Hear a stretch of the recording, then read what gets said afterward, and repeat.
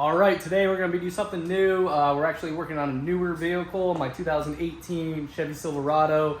We're just going to be doing oil change. This should be a relatively quick video. Figured I'd throw it out there, see how it goes. I don't do many videos on my daily because I kind of started YouTube after I did everything I did to this. But maybe if this video gets a decent amount of interest, I'll do like a walk around and show you everything that I did to it. Anyways, let's get to it. 2018 Chevy Silverado oil change. All right, just gonna go over real quick what parts and stuff you need. So I'm actually filming this part of the video after, so I'm literally showing everything that I used. We went to O'Reilly's, we used their full synthetic 0W20. And we got the Wix filter, that's part number right there. And you want the Dexos approved one. We also got our manual, and we got some flashlights to see underneath. We got Sharpie to write on our filter, the date. We got a 15mm ratchet, an extension. We use brake clean, and we use a funnel. And so for the oil, before I forget, you need 2 because this takes 8 quarts. So that's my used oil filled up. And we also obviously need some oil pans. And so for taking the oil filter off, you got a couple options. Just showing a couple options. This is the one I actually used. It actually worked out really well. So that's everything you pretty much need. So let's get to it. Okay, we got the truck in the garage. Don't mind the mess right now. We're still setting up the garage. I just really needed an oil change. So let's get to popping the hood and getting to work.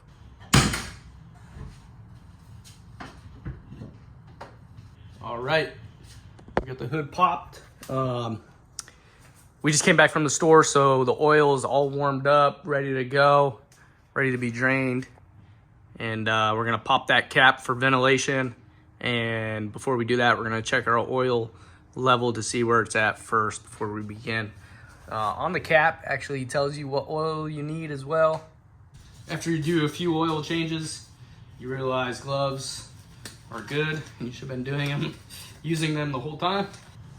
We're actually kind of low too, so good thing we're doing an oil change. We got our oil pan set up. We got paper underneath it just in case. And this is our oil drain plug, and this is obviously our oil filter. So we're gonna bust this loose using our 15mm.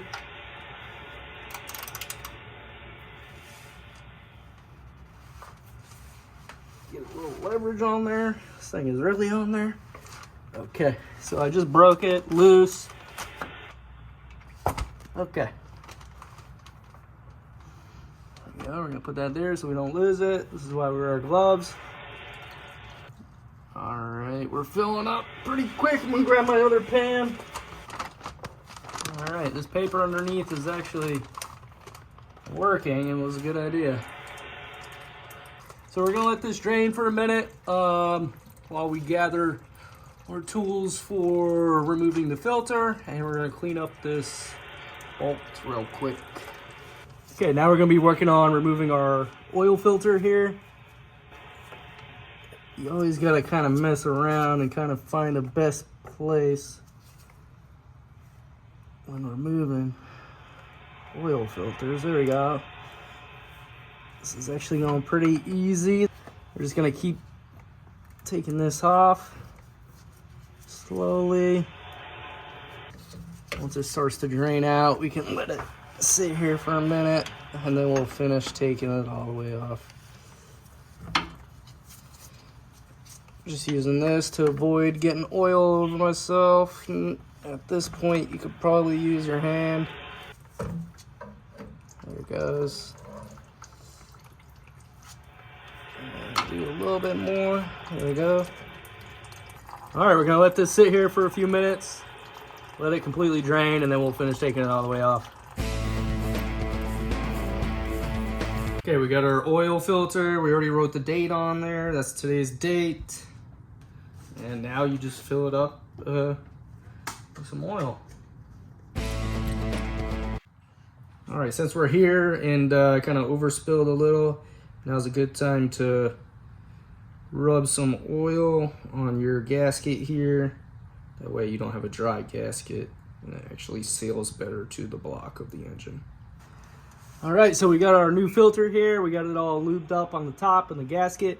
We already cleaned up all around here. We cleaned up all around here as good as we can right now to prevent anything getting in here. So we're gonna carefully put this on.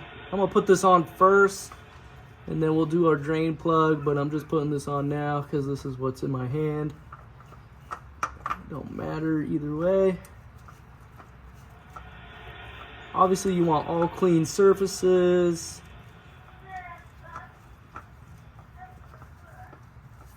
And we'll actually clean up everything around these components as well once everything's sealed up. So I got that hand tight right now. We got our cleaned up bolt, I guess you can say. Just gonna clean this up a little bit more around here. We're just gonna hand tighten this right now. Okay, so I got all this kind of hand tight. Now I'm just gonna come back with my ratchet real quick. Tighten this. You kind of, it's by feel really. I mean, you know when it's, you don't want to cinch any of these down. I feel good with that. I'm gonna just double check that. Because don't forget, you gotta take this off in a year or so, depending on how many miles you go. We got this pretty good tight. We got this pretty good tight. And now we're just gonna clean up around here. We're gonna make it super simple. We got our brake clean. We're just gonna spray some in there. We're not gonna go too crazy. It's kinda, there we go. And that'll probably do it. Come back real quick with a little rag. And okay, now all that's really left is just filling it up. Okay, we're about to fill it up. We got our funnel ready. We got our oil that we used already to fill up the filter. Double checking our manual here. We're 5.3, so we need 8 quarts. All right, so your fill location is this little cap. So you're obviously gonna take that off, put it somewhere clean. And I'm gonna grab a light so I can actually see in there. All right, we're gonna take our funnel. Right there, probably easier with a longer funnel, but that's the longest, cleanest funnel I have. We take 8 quarts. This bottle's 5. I already used some of it for the filter, so we're gonna pretty much fill all the way until this is empty, and then we'll double check our dipstick. All right, that should be enough. Let's see where we're at.